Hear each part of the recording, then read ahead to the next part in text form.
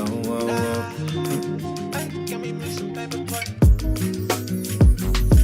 drive. I be viewing her from my right side. What's up, y'all? Welcome back to the Majestic Mix podcast, hosted by me, Madison Murray. I'm so excited today. I have a very special guest, Swaco. Swaco, how are you? I'm good, you know what I'm saying? I'm good. I'm living life, you know, we still here. We in a pandemic. The project just dropped. How you feeling? Yes. I'm feeling great. I really am excited. The project I think it's one of my best. Like, not gonna lie to you, I gave it my all. I really took my time with this jump, so I'm really excited about the output. It definitely paid off. I love the tape. Me personally, Thank you. I was actually just listening to it before I got here. Okay. We can get into my favorites later, and I'm asking you all about that. But, you know, I just want to start and ask, how have you been holding up, you know, musically, balancing everything you have going on in life, school, music? How do you do that? My balance really comes from having a solid routine. I'm a big routine person, so like I gotta wake up in the morning and then like run through my list of things. So like in the mornings I get up, I work out, you know what I'm saying, and then I, you know, get into my day, I do my manifesting, do a little meditation, and then I really get into my work. And so I do it by like sectioning out time. Like I have to make sure that I set time to record, set time to do my homework, set time to, you know, work and stuff like that, because it's important for me to stay on the schedule, because if I don't, I will end up staying in bed all day. So yeah.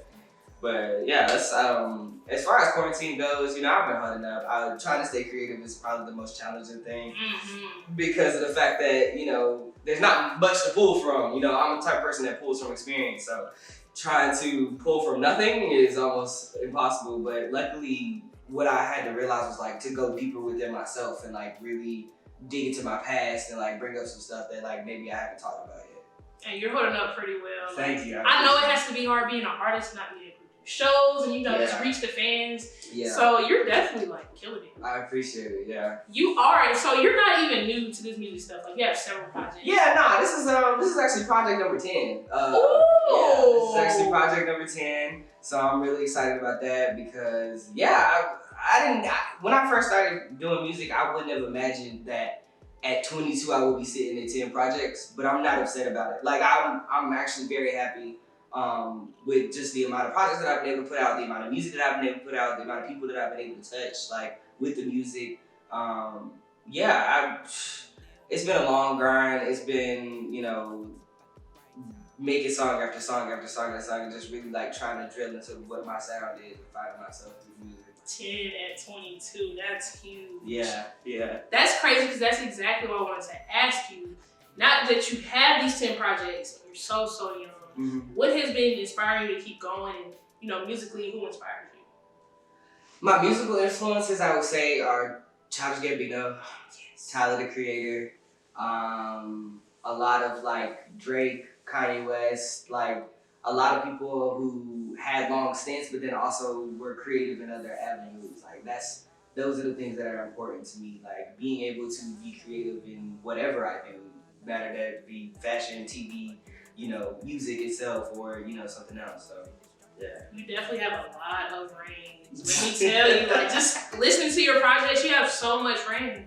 Yeah, I attribute that to listening to a whole bunch of different music. Mm-hmm. So like I listen to a bunch of different genres. I listen to alternative, I listen to pop, I listen to hip hop, you know, and just try to find a way to combine all those genres together is really like my mission. There's not a lot of artists that have a song for everything, and I feel like you're one of those. I appreciate that is super dope to me. And so I kind of want to go ahead and get into Love, Drug, and Aliens, but I want to start at the first one. Okay. What made you decide to continue this as a series? Like, you're on the third one. Yeah, so the first one was really on a whim. Like, I really did it because I was experiencing all three emotions in the title. So, you know, I was experiencing love and like being in love, but then I also was experiencing like being really high all the time. And then I was experiencing feeling alone and feeling kind of alienated. And so that's kind of where the title came from. After I made the first one, I was like, yeah, this is just like my passion project. This is just where I like put everything that I got into it. And so after the first one, I was like, you know what? I'm gonna do it again. And then like, I was like, this past year, after I dropped the second one, I was like, dang, this is being received really well. So I was like, okay, I'm gonna follow it up, do a third one, like really put as much time and effort into it as I can, and like make sure that I come out with a good product. So that was really the goal of the series in the beginning. you even gave us Summertime Sway. Yeah. In between. Yeah.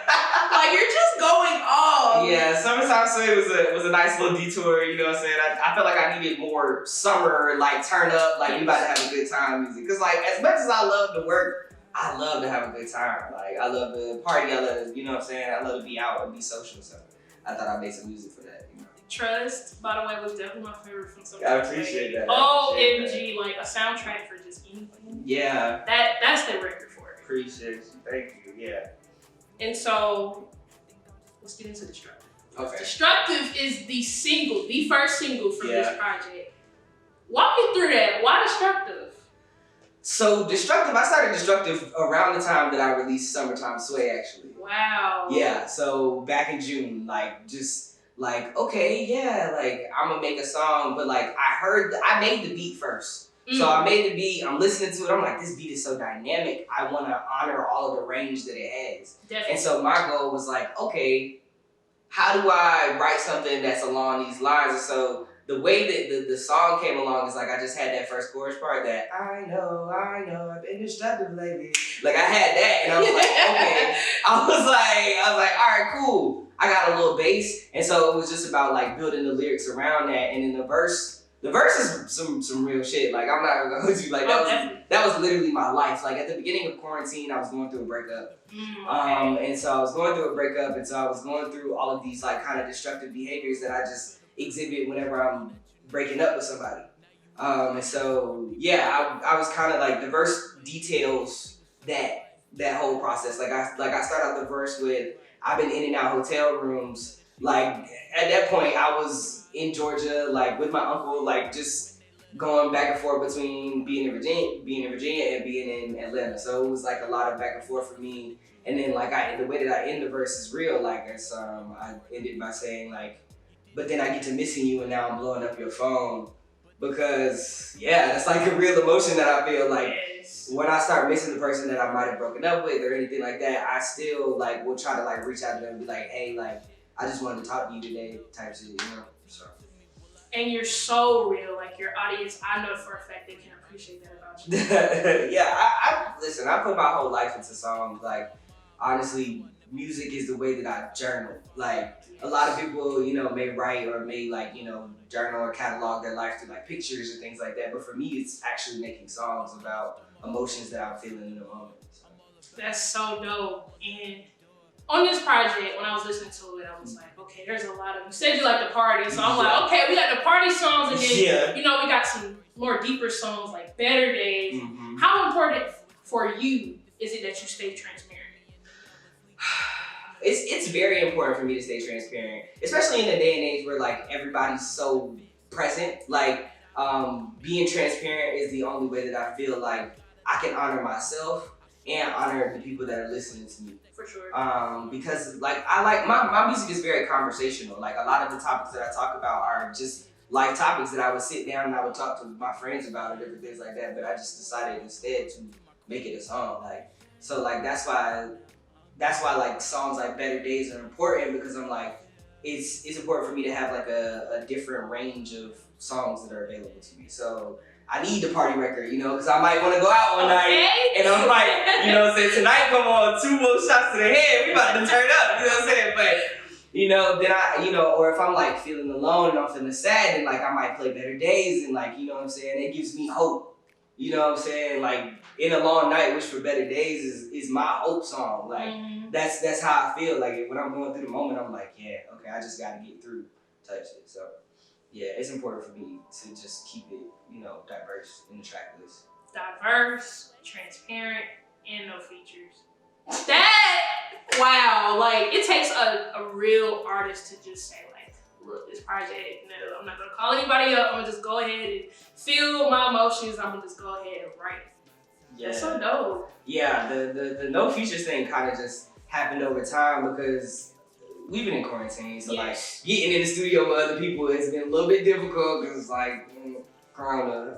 But, you know, I definitely was just like, you know, what if I just, like, put myself out here on it? And so that was kind of the goal of this, to just put my whole self into it and just, you know, give it to the people. So. And you just said how, you know, it's kind of different since we are in quarantine. So what else for an artist is super different right now that a lot of people may not think like is a big thing?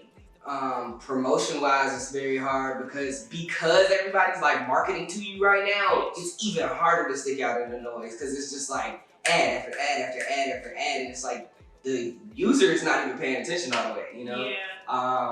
Another thing, like you said earlier, shows like, man, I would love to do a show and just like perform a couple things off the track list, just because like this is the funnest album I've made too. Like, by the way, like it's been so fun in the creation process, and just like playing them back, like it just gives me all types of energy. So, you know, definitely performing has been a little bit messed up.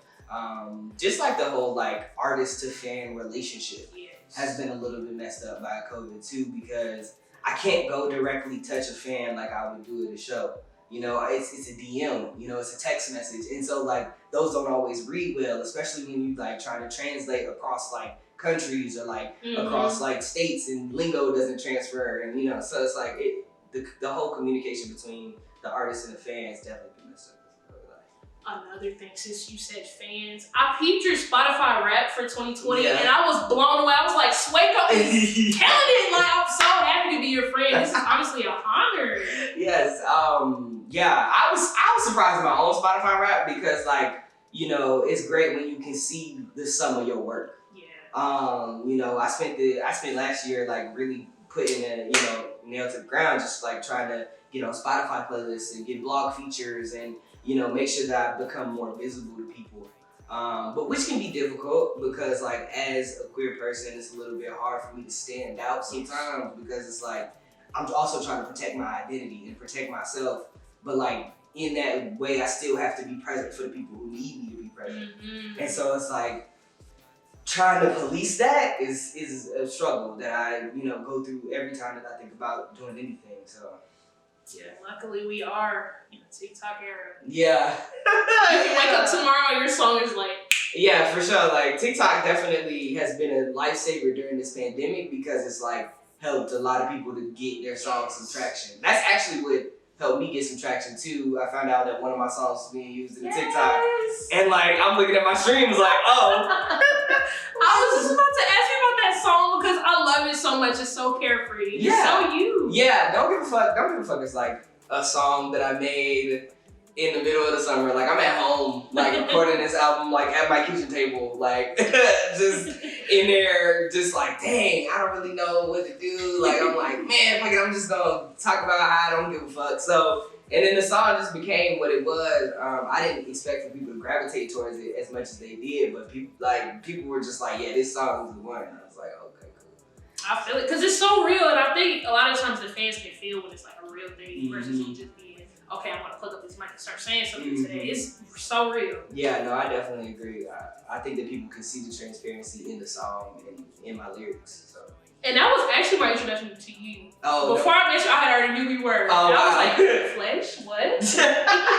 That's funny. No, that happens to me a lot. Like, especially because like I perform a lot around campus. Yes. So like, there's a lot of people that come up to me and be like, "Hey, I know you," and I'm like, "You do?" Because I feel some type of guilt because I'm like, "Dang, I don't remember you. Like, I'm so sorry." Like, but you know, I appreciate it. I appreciate when anybody like comes up to me and is like, "Hey, I really love this song," or "I really appreciated that you talked about this." It lets me know that like the work that I'm doing is impactful. Yes, definitely.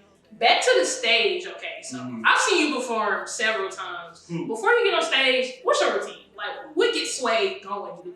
I'm about to get on stage and Sway. I just go into it and I'm like, I don't know what I gotta do, but I gotta give everything I got to this audience right now. And also practice. I practice religiously before a performance because I want to be able to just let my body flow naturally when I perform. I prefer to do that than to like sit there and be like focusing on trying to make sure I say all my words right. I would rather me convey the vibe that I was getting when I was making the song so you can understand where I'm coming from.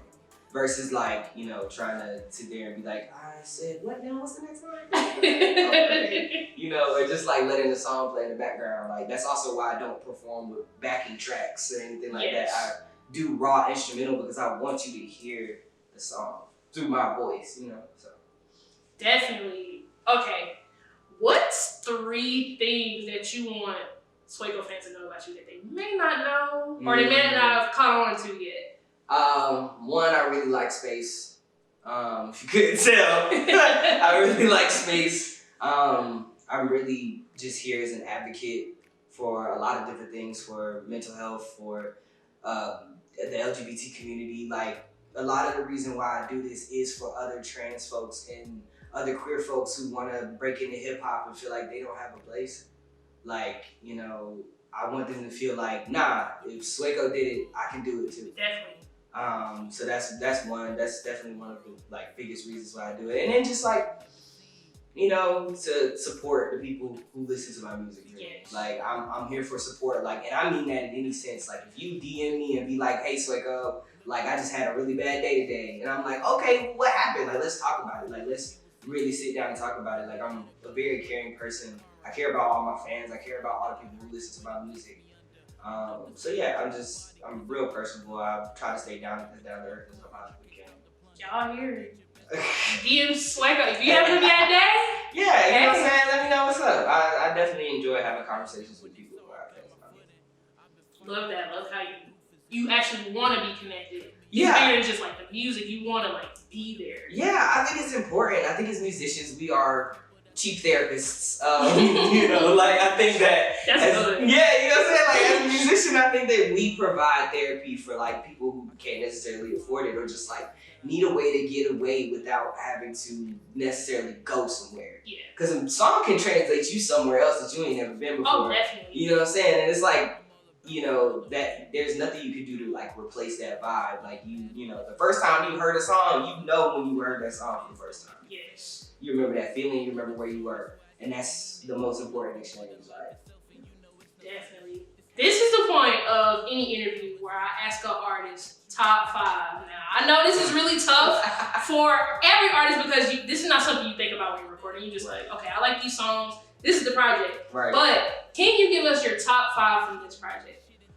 Top 5. Mm-hmm. I definitely have to say Better Days is number 1 just because that song is just so sticky. It's just so real. And then Tonight, of course, because that joint just get me lit every single time I play it. Like, definitely Outer Space. That's my favorite too, because it has such a nice groove and a nice vibe to it. Destructive, of course. I love that. So catchy. I love that chorus. And definitely, I would have to say Lifetime.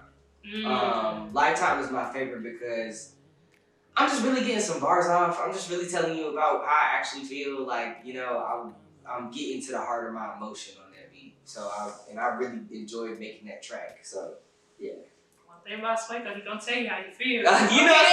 That's you gonna know how I feel. No. And you ain't got to guess. I tell you. So to kind of wrap this up, whatever you can tell me, what's next? You know, we got some more visual elements coming around the corner. Got some videos on the way. Got some photo shoots on the way. Some more merch on the way too. Yeah, so just be on the lookout. There's gonna be a lot of things that I'm dropping within the next few months actually. That's gonna like really ramp up the release. So yeah. So anybody that does not know you or is being introduced to this interview, where can they find you? Y'all can find me on every streaming platform available. You know what I'm saying? At Swaco, the illest THA. If you want to go stream, you know, I'm also on Instagram. Follow me there at Swaco_. And that's for all the social medias as well. I'm very interactive. So, you know, come shoot me a message, you know, shoot me a hi. I definitely respond.